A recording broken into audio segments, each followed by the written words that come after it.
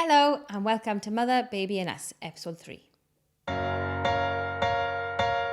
Mother, Baby and Us.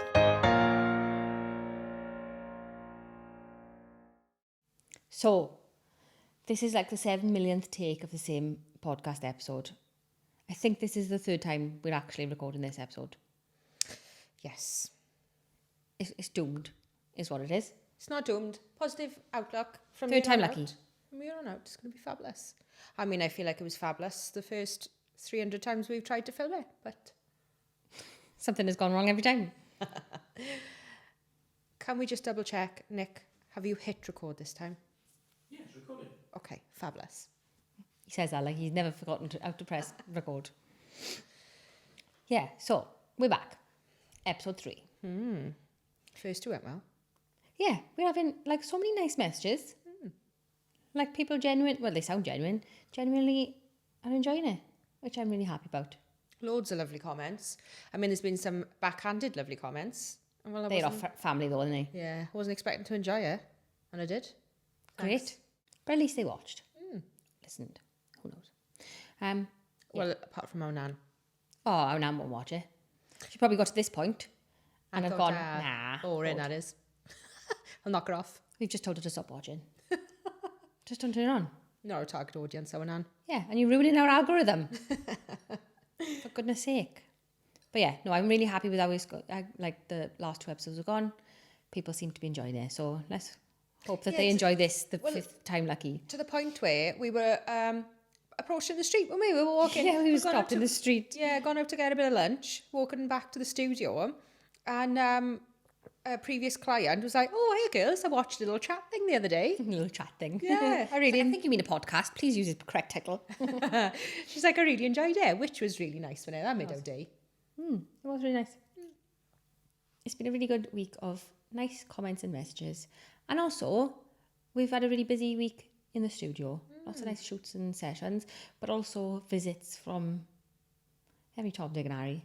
Who have we had in? Well, The accountant. He come for a little... he likes to come and rein us in every now and again, doesn't he? Yeah. Yes. And we needed it this week, to be fair. Because the dressmaker turned up. At the same time, we were like, no, we're not spending money on a new dress. No, that's something like that we've wanted to do for a while, isn't it? Yeah. So we have got a dressmaker making us a one-off custom bespoke. Our design. Oh my God. Yeah, so we came up with something that we wanted that we couldn't get anywhere else. And we thought, oh, do you know what? Let's get it made. So that's So really exciting. And she brought the, I don't know what they call it. Mock-up. Mock-up maybe? Template? I don't know. She brought that anyway, made out of like white and creamy materials and stuff. So you can just see the kind of silhouettes and whatever. Oh my God, it was so exciting. It's all coming together now, isn't it? She was like, well, what's my deadline? I was like, yesterday. As quick as you can make it. Yeah. So we've got lots of lovely things planned for that, haven't we? So many cool things. And we've also had Maxie Lee, our makeup artist, in the studio this week for one of our sessions. She's always in the studio. She is, yeah, but she did a really nice session this week with us, didn't she? Yeah. Yeah, I'm not going to go into detail about the actual session, but it was just a really nice one. Yeah. So lots of nice visits. Yeah. And lots of lovely plans in place with Max. Yes. And the weather's finally breaking, and we're going to have a change in all of the dreary rain, and we can finally get out and about. Yeah, in Wales. Yeah. So that's exciting to actually... The sun... Oh, I seen a sunset the other day. And it was dry and warm. And the sun was setting. It was beautiful. And I was like, oh, it's finally happened. Shocking every year, though, isn't it? You feel like it's never coming. Yeah, because, like, winter lasts, like, Forever. 8 months of the year. It's ridiculous. It is just never ending. Yeah, so after all of that, rubbish weather, just a lovely, nice week. Yeah, that's been a nice week. And now we're recording another podcast. So this week's episode is going to be how motherhood has changed our business. Yeah. Let's get into it. Okay. Somebody's eager.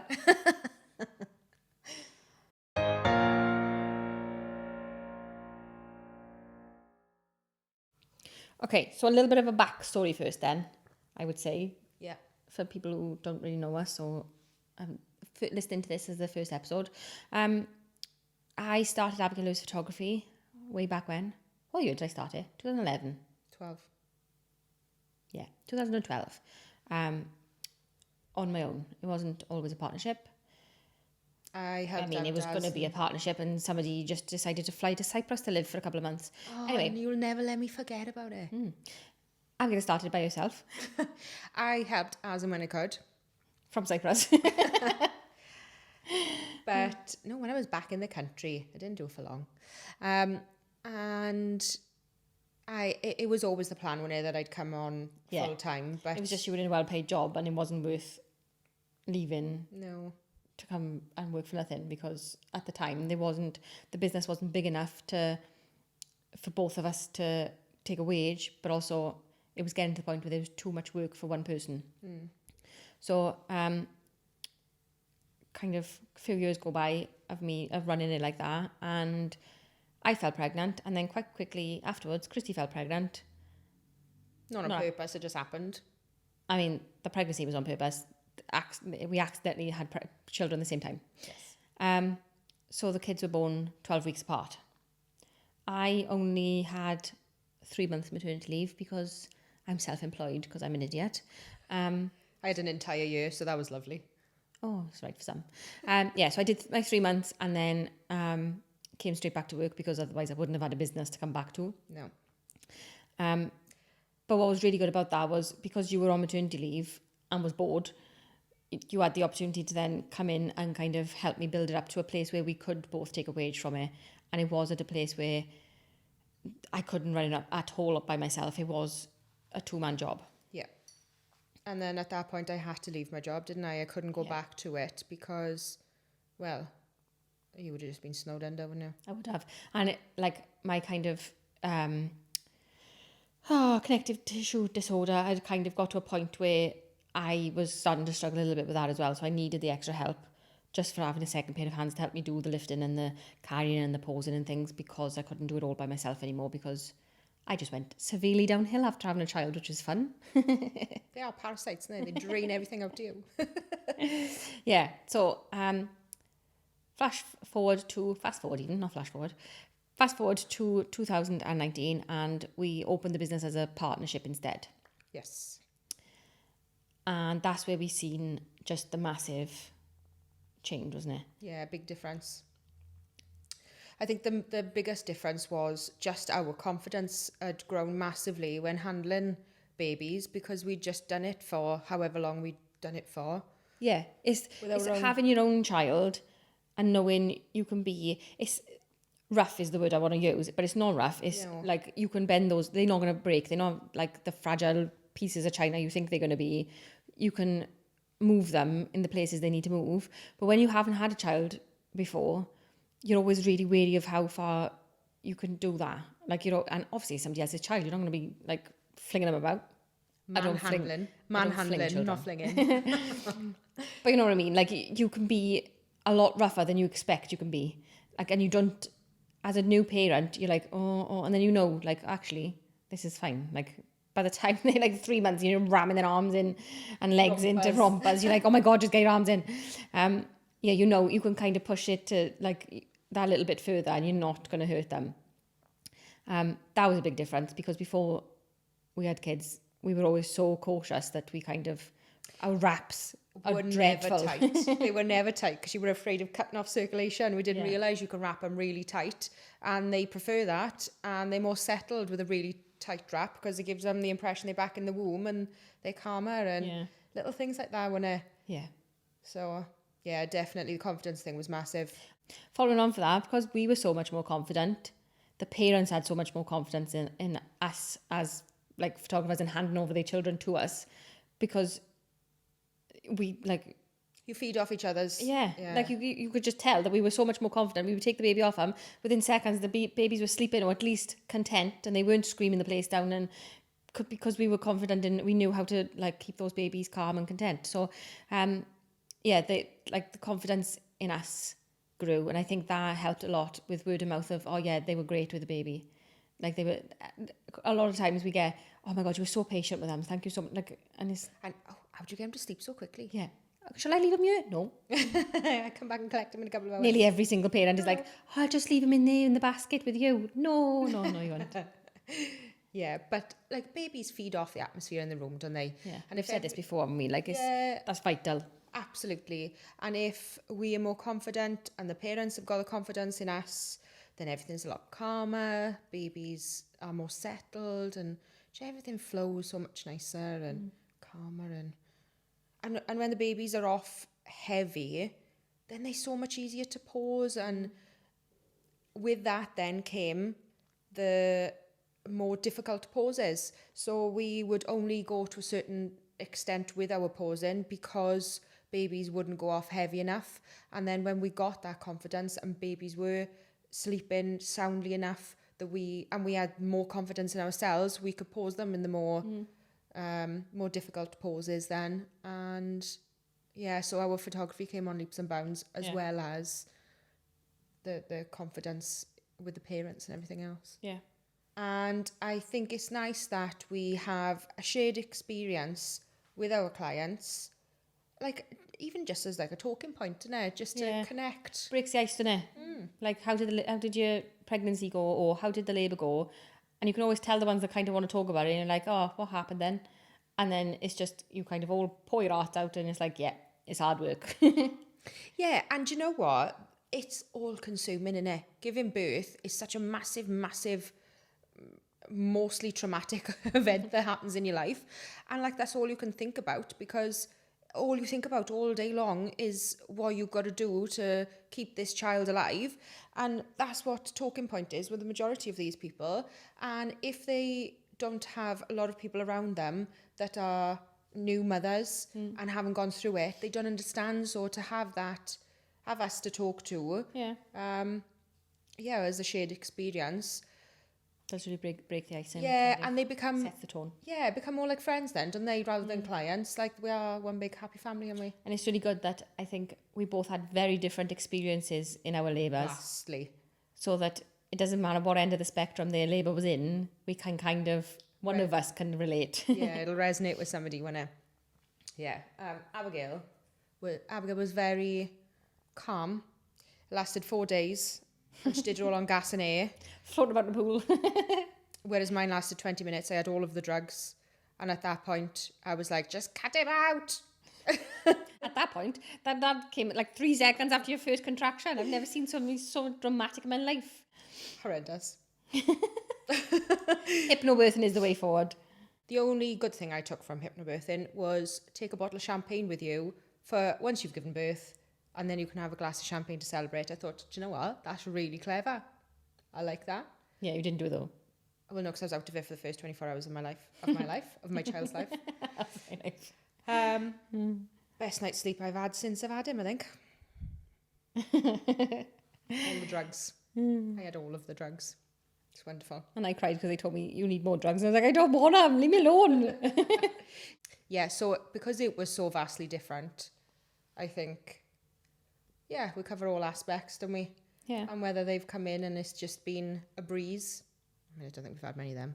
Or whether they've come in and things haven't gone to plan, which is majority of people. Just a nice little talking point, isn't it? Yeah. And it just kind of, it just starts the session off with right, well, we've all been through this. We've all come out the other side. They know what they're doing. I need some sleep, so I'm going to go and rest in the corner. And we understand how tired they are. Like, it's just, unless you've been there, unless you've had to look after a newborn, you don't understand. And you think you understand though, don't you? That's the thing. When people are like, oh yeah, it must be so tiring. And like, we were the same. When like people would come in, I'm like, oh yeah, I bet it's tiring, innit? Like, I never had a child before. And then I had a child, I was like, oh my God, my customers must have thought I was a right idiot. Like, there's no way you can... There's a reason why they use it as a form of torture, sleep deprivation, because it is a form of torture. How do you... I don't understand how you're meant to get through. You do, obviously, because we're all still here. But how are you meant to get through that first few weeks and months on such little sleep? I have no idea. I know. Surely, at this day and age, they should have come up with something. Nannies. Yeah, we just all need to be rich, don't we? And pay somebody else to look after children so we can sleep. But yeah, until you've done that yourself, you don't know the extent of sleep No. deprivation of a newborn baby. No, and like when like, oh yeah, I know what it's going to be like because I've got a dog. Yeah, okay, I'll see you the other side. Good luck with that one. Yeah, so we just get it, and it's just really nice to have that little shared experience. And then they become part of like our little extended Abigail Lewis Photography family, don't they? When they leave, they never kind of, Gone for long. No, they're always like they follow us on Instagram and whatever on socials, and there's always little messages going, oh hi girls, this has happened, or tagging us in photos and like, oh this happened a year ago, look girls, look I was with you a year ago, and like. And then if they come back then from milestone session or like, you know, motherhood session. Yeah, and it's just nice because we get to see them growing up and we're kind of there for like the big moments in their life without having to deal with all we become the their photographer now. Yeah, without having to deal with all the rest of that comes with having a child. Yeah, we just see the nice bits. Yeah, it's lovely. Best way. That's why I'm not having another one. I get to see everybody else's grown up and it's lovely. For goodness sake. Get cuddles of newborn babies most days and then I give them back. Get sicked on. Oh, yeah. Or just flick sick at Abigail. She won't let me live it down. I would never. Once that happened, and I was saving a prop that was spot clean only. I didn't want the sick to get on there, and it landed in my hand, and I kind of shoved it to the side, and Abigail happened to be there when I did it. Pure accident, and she'll never let me live it down. I nearly ate it. Oh, come on, that's a bit dramatic. You flung it. I was crouched down by the side of you. You flung it in my face. Disgusting. Another good point is that because we had been in that point where we had a newborn baby and we had to leave the house to take photos, albeit our own, like we had to take our photos ourselves, but we knew what we wanted out of that experience when we left the house and how stressful it was and everything else. So we used that as a baseline for our design of the studio. Yeah. Like it was a really good starting point for what would we have wanted if that was us doing it again now? How can we make their experience so much better? How can we elevate it and make them feel at ease and whatever else? And the fact that, like, Abigail, as soon as she had her baby, I don't know why we refer them to the baby because they're not babies anymore. No, he's just about 25. But when Abigail had Tobias, she was literally up within hours and taking him round to visit people and showing him off. Whereas I didn't leave the house for the first 6 months of Finlay being born. Christy isn't nothing but dramatic. But I didn't know, did I? I didn't go anywhere. I literally didn't leave my house. To the point where people would come and visit and usually, like, when somebody's just had a baby, they're like, pass him round for cuddles. And I'm like, no, I'll hold him. He's my child. I'll hold him. You go put the tea on. Put the kettle on. And Yeah. But that was good because I knew how hard it was for me to leave the house. And if it was just gone off your experience, I don't think it would have been so detrimental then. We knew how detrimental it could be, having to leave. The anxiety in it is like we knew how anxious some people were about it. Yeah. You are right. And if we had gone off your experience, we probably would have had all the stuff in the studio for like forgetful thing, like if you've forgotten anything, because like I was one of these blasé mothers and like, don't worry if I haven't got it. Like I'll sort of like, Asda's is always 2 minutes around the corner. Like I'll just buy it when I'm out. Or like I was very laid back in that, not in a like, oh, I don't care way. It was just kind of, I had always wanted to be a mother, and I was like, the bit I was most scared of was carrying that child because I knew my body wasn't like the strongest body in the world because I had all these health issues previous, and I was so nervous about carrying that child to term and being able to go into labour and everything on my own terms, that as soon as that passed, I was like, this is the easy bit. Take care of this child. This is what I've always wanted to do. Like I've always wanted to be a mother. I couldn't wait. So I was just like, take each day as it comes and let's just get on with it kind of situation, to the point where the midwives were like, are you sure this is your first? Are you sure this is like, you're only like 5 days postpartum? Like this is a bit ridiculous. I'm like, yeah, it's fine. Like it's all just, it is what it is. Like I'm just happy to be alive. Whereas you were like the complete opposite of that. And it was so stressed about having every single thing in your bag. And so you would have been the last person to forget something. Yes. But it would still have been, I would need to know what facilities we had here to know how I could make up a bottle, how I could do a feed, because you wouldn't leave the house without I couldn't. Well, it was a stressful time anyway because I just had a baby, and I'd never done it before, and I didn't know what I was getting myself into. But Finley is allergic to milk. I mean, he's allergic to everything now, but milk obviously is the only thing they have in the beginning. And the fact that he was allergic to it made him really, really ill, and he was in hospital more than he wasn't in the very beginning. And then we went through like 11 different formulas until we found something that he could tolerate. But the way you made up those formulas was really like, you had to put a thickener in it, you had to do it for this amount of time, and making a feed was horrendous, wasn't it? And On a stunk. oh, I did. It smelled really awful. But those feeds would only last a certain amount of time, so I couldn't make those up when I was on the go. So if I was going anywhere, I knew I had to be there and back within 2 hours, because I would have run out of feeds. And the stress of that, I wouldn't go anywhere, would I? I wouldn't leave the house. And it was fine for us, because obviously we know where we were coming into, because it was us that was doing the pictures. But if that was me as an outsider, not realising what was here, I would need to know that we had a bottle warmer and a steriliser and Microwave and a fridge. Yeah, and all of the things that I would need to make up those special feeds for him, because I wouldn't have been able to get here otherwise, especially if I was travelling from a distance, because a lot of our newborn customers do travel to us, don't they? So knowing that would have put my mind at ease, and I know that I would have come here knowing that I could get here and bring his formula and all the things I had to put in that formula and still be fine to make up feeds as and when I needed them. Because if I had to make the feeds and bring them here and not be able to store them, or I wouldn't have done it. I wouldn't have got here. And going through that experience, like not so much me because I'm not his parent, but like obviously I was there for a lot of it. I think it's give us a massive understanding of, we can always tell when a baby comes in, we're like, oh, milk allergy, and they're like, yeah, how do you know? 1, we could smell it. And 2, like we know that cry. Like I used to say tonight, oh, Finley's awake, he's crying. Yeah. And I used to know as soon as Finley opened his eyes, he would start crying because he was in so much pain of him. Yeah. So like we've been through that, and we know how exhausting that is. And we can like say to those parents, oh my God, right, give us the baby, like go chill, like we've got you, we know how hard this is. Enjoy a hot cuppa in the corner while we take care of this baby for a bit, because you need it. Yeah.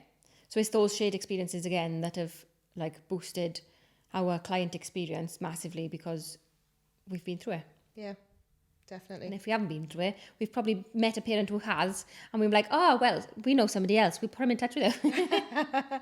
We need our own little network, don't we? Yeah. We need our own little Baby group. Yeah, 100%. Mother's group even. Don't bring your babies. Jokes. Leave them in the house. And you know what? Even though I didn't go to baby groups, you did go to all of the baby groups, didn't you? I didn't go to that many, but I did go to like... Every time I spoke to you, oh, I had a baby massage today, or oh, I took the baby swimming today, and there was something. I like to get out the house. You did like to get out of the house. But I think that was a good place to like meet other mothers in it with babies the same age, who became clients in the end. And yeah. Or if they didn't become clients because their babies were grown up and that was like their last baby or whatever, they always had friends that became clients or could pass word of mouth, could pass us along. So yeah, it was a really good place for networking and kind of getting our name out there. Using our children as as marketing material. But no, it was a good place to network. Yeah. And for people to just get to know us on a personal level. Or me on a personal level, because Chrissy never left the house. I was quite content. We all know. Chrissy the hermit. Yeah. I mean, I don't stay in the house anymore. I mean, he is nearly 5, but taking places now. That's nice. Yeah, no, whatever. He doesn't live in the basement anymore. He doesn't know. But what I do... But what I do now is I fill my bag full of all of the snacks that he's allowed to have, because he's not just allergic to milk anymore, he's allergic to everything. So there's very little that he can actually eat. And a lot of places won't even cater for him anyway. So I fill the backpack full of all of the snacks that he can have. And now I can leave the house for the day, knowing that I got a backpack full of stuff that he can actually eat. And my child's like, I want to go with Auntie Christy because she got snacks. I always got snacks. Even when I come to work, my bag for work, got some snacks in there, Finley-friendly snacks, just in case. You never know when you're going to need a Finley-friendly snack. Tobias last week told me, Mum, on the weekend I want to go out on my bike. I said, I don't know if you're going to be able to go out on your bike because your dad's in work, Tobias. Oh, right, okay. I'm going to just ask Auntie Christy to take me then. I said, I don't think Auntie Christy's going to the park on the weekend. Oh, I'll walk, Mum. Oh, that poor kid. Take him out on his bike. He said he's going to ask you, so I was like, all right, crack on. I'm not going to be there. I'll take him next time I'm going. Yeah, I'm not coming. But I think that side of things, taking the kids places and doing things, that's, to most people, that would be like a con rather than a pro of having kids in business, because most people would think you have a child, it takes you away from your business, which it has in a way. But like we see it as a pro, don't we? Like our work-life balance is... If we can get away with it, we'll have a 4-day week. Oh, absolutely. And as much as we now have a much shorter day because we have to do the school runs, our productivity within those few hours that we are in work, how much more productive are we? Like, before we had kids, we would be in work 8:30 till 5:30, and we would have achieved... The same, if not less. Exactly. And now, obviously, we do the school run, we come in, we get everything that we need done, we leave in time to do the school run again, and we're still achieving what we were achieving previously, if not more, because we know how valuable our time is while we're here. There's far less procrastinating. Yeah, absolutely. And then... And it had so much more value to our work. We're like, oh my God, if we can do this, that means on the weekend we can do this. Yeah. And we can take the kids here, there and everywhere. Yeah. And we need to do well to be able to afford to take them to all of these places, because everything that is... Now my child's been to Disney World. Set in our bar. Where do you want to go for your birthday to buy us? He's 5 on his next birthday. Where would you like to go for your birthday? Oh, I think Disney World in California, Mum. I think we'll have to rein that in a little bit. How about a soft play? Yeah. Can I bring Finley? Well, I mean, if you were paying for him, you can take him, yeah. I'm not taking it over on my own. Absolutely not. But everything though, in there, like Peppa Pig World and Legoland and all of that, everything is so... I can go to Spain for a week for the same price as it is taking one child into Legoland for the day. Ridiculous. I mean, slight over-exaggeration, but yeah. What we spent in Legoland last year, Abigail, I could have got a week away in Spain. I am telling you now. But everything is just so expensive in it. So we need to be able to make the most of our time, make as much money as we can during that time, so that we can go home and have a nice time with our children and not have to worry and tell them no to Legoland. Tell the spoiled brats, yeah, they can go to Legoland. Not taking them to Disney, California for their birthdays. That ain't No, neither am I. My child's expectations have gone through the roof because I took him to Disney World. Now, I said, okay, well, we can't go to Disneyland, California. Let's get it right now. You're 4. You should know the difference between Disney World and Disneyland. But we could go somewhere else. He was like, how about Legoland? I was like, oh, well, you did go there last year to buy us. Do you really want to go there again? Oh, not that one. I want to go to the one in Florida. Oh my God. What are you showing this child? It's YouTube. He watches Ryan's World go to all these different places. Yeah, so we need to maybe we do need a 5-day week to get the money in. Yeah, we do, absolutely. We need a 7-day week to be able to afford this. Tokyo Disney for his 6th birthday. Oh, absolutely not. But yeah, the work-life balance thing, I think a lot of people in business would be like, oh, well, no, it takes you away from it. And they would see that as a massive downfall of women in business, is the fact that they go off and have these kids. And like, yeah, I only had 3 months maternity leave, but like, I didn't come in full-time 5 days a week after that. Like, I had plenty of time with my child after that time. But it is a kind of thing of women in business that you'll have these children, you'll go off for a long extended leave because you're on maternity leave, and then you'll come back and you'll want all this time off, or because the kid's sick, or because you want weekends and the holidays off. But it just makes you value your work that much more. And I value that time away from him as much as I like hate being away from him. You obviously need that break away from the kids before you go stir crazy. Absolutely. So as soon as he's in school, I'm like, right, work mode. Let's get it done. And not only that, it's nice to have the flexibility. I mean, obviously we book clients and we've got things booked in the diary. But if it came down to it and one of our kids is sick, somebody is going to be there for them. It's not that we're in a job where we have to, drive to the city or whatever, and it's going to take us 45 minutes to get home, and like we're close to home for them. We're here if they need it.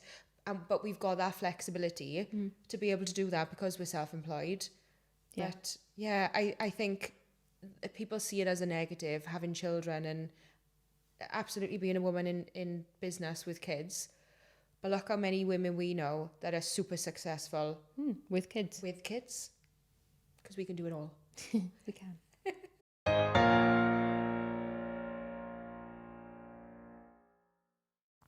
So this is the part of the podcast where we answer somebody's question. So I've got it on my phone because I couldn't trust myself to remember it. Where do you get your inspiration from for location shoots, and how long do they usually take to plan? What's the process? That's 3 questions in one. It is. But it's a lot to talk about. Yeah. Okay, first part. The process, I would say, that we talk about first. Okay. Well, we book a due date in the diary from like the moment you find out you're pregnant. Maternity sessions are done between 28 and 32 weeks. So the more time we have to plan before that, the better. And if you tell us when you're 10, 12 weeks, we take all of that time to plan. Yeah, we'll like literally plan it down to the second. Like we'll take as much time as we possibly can to plan every element of it. But then if you tell us with 3 weeks notice, we will still like plan it. We've done that before now. Like, I think we work better if we have got less time because... Don't say that now because everybody will just be booking last minute. Well, yeah, just don't come in for your pre-session until last minute. Because we do a lot better under pressure, I think, because you have got that element of, well, if we don't get it done, then it's not going to happen. And things are you've just got to make it work rather than, well, if that doesn't work, then this can be the plan B and this can be the plan C. And then you've got down to plan Z and like your day is just... Yeah, but, it's nice. It's nice to have plans. Anyway, we will use all of the time that we have. Yeah. Definitely. And that starts with a pre-session consultation in the studio where we find out whether you actually know what you want or whether that's going to be down to us. And the planning process is very different depending on that factor. So some clients come to us and say, this is where I want to do, or they have a place in mind if we can shoot there. And then that's for us then to go there, find the places that we can use within that location. Yeah, see if there's any licensing issues or like fees you've got to pay and all sorts, because a lot of them are like, oh, you've got to be a member, or like there's so many castles around you, but you can't shoot in any of them unless you've paid a fee. And so we do all of that legwork then to find out how we do shoot in that particular area. So there is still planning, even if somebody comes to us with a place in mind, we've still got to put a lot of planning into it. But for the people that don't know what they want and they just come to us with, I want something beautiful in the background. Oh, that's where we are in our element. Absolutely. So again, there's differences with those clients as well. Some of them know they want architecture in the background, or whether they want a beach session, or they have a general idea of what kind of style they want. Yes. Some people don't have any idea, and they come to us and they go, well, I just like everything you do, so can I have something nice, please? I'm like, yeah, what's your budget? Absolutely. Where are we going?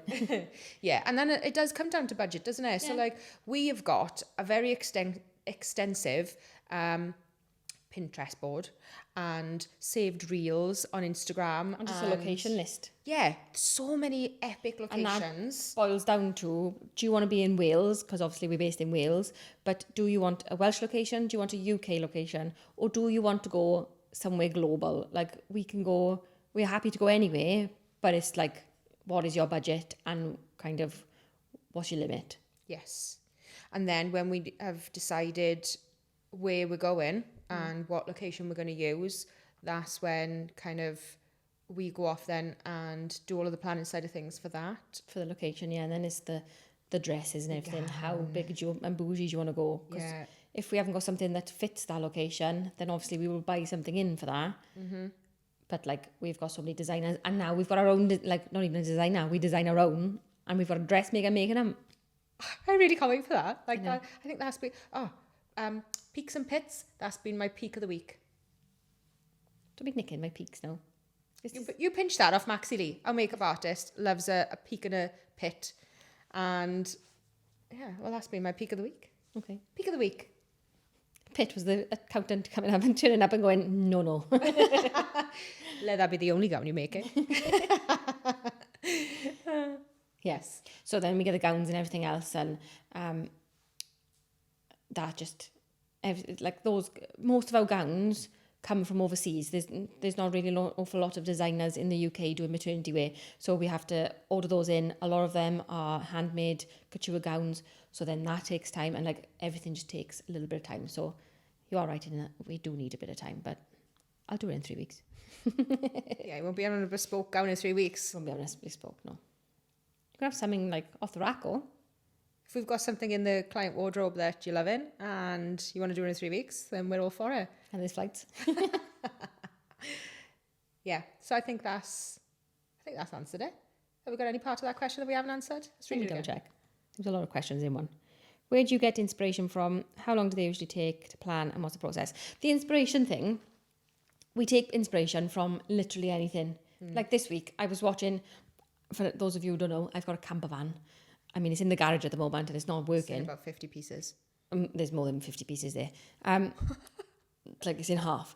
But I was watching somebody do a van life post, and they posted in this location. I was like, oh my God, I'm going there.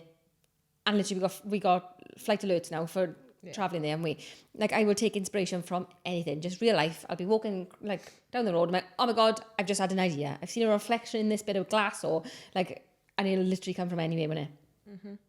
Or Vogue magazine, and we love a bit of Vogue, or Harper's Bazaar, all the editorials, and we literally will take inspiration from anything and make it into a maternity. Absolutely. It has, like, half the time it's got absolutely nothing to do with photography or maternity photography in particular, but we'll make it maternity. Yeah. Yeah. But that's like, you're never going to kind of evolve if you're just taking inspiration from other maternity photographers. Like the niche is never going to evolve.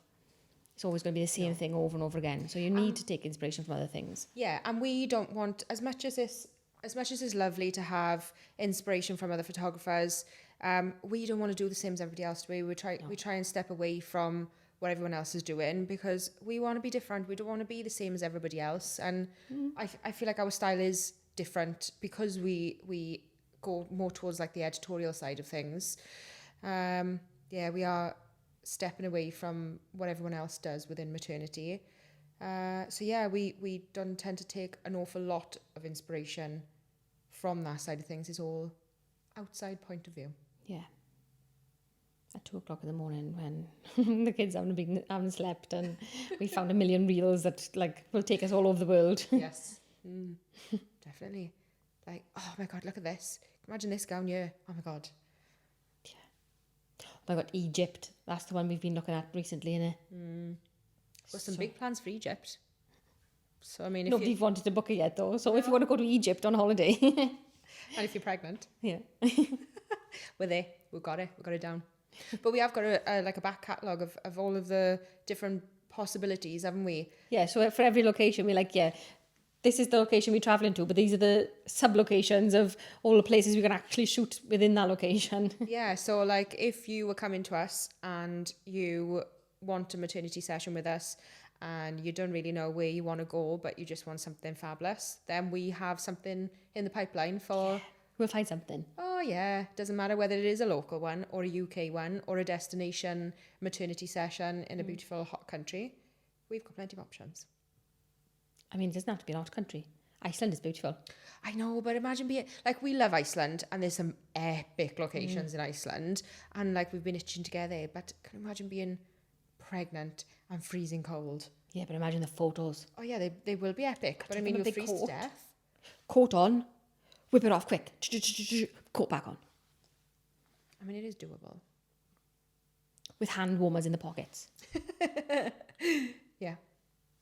And then just stay You can somewhere. get one of them electric coats. Electric coat? You can get a coat that you charge, and then when you put it on, it's heated, like a heated blanket. Ah, there we are, sorted. Happy days. I don't take it on an airplane, no, somebody else can. You have to wear it, wouldn't you? It's too heavy to go in your hand luggage. It's got battery. Oh. Anyway, We'll figure it out. digress. Yeah, but as long as you've got a nice little hotel, we got a spa to chill out after. Yeah. I don't think pregnant people are allowed in spas, but yeah. I went to a spa when I was pregnant. Was you allowed in the sauna? I didn't go in the sauna, no. Oh, right. But I went in the jacuzzi and the... I don't think you're allowed in the jacuzzi either. Well, I did it. See, look how last how Finney's turned out the way he is. That's why he's allergic to milk. She went in a jacuzzi. Definitely not. Da-dum.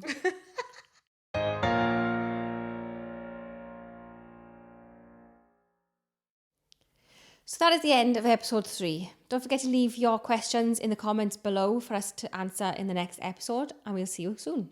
Bye. Bye.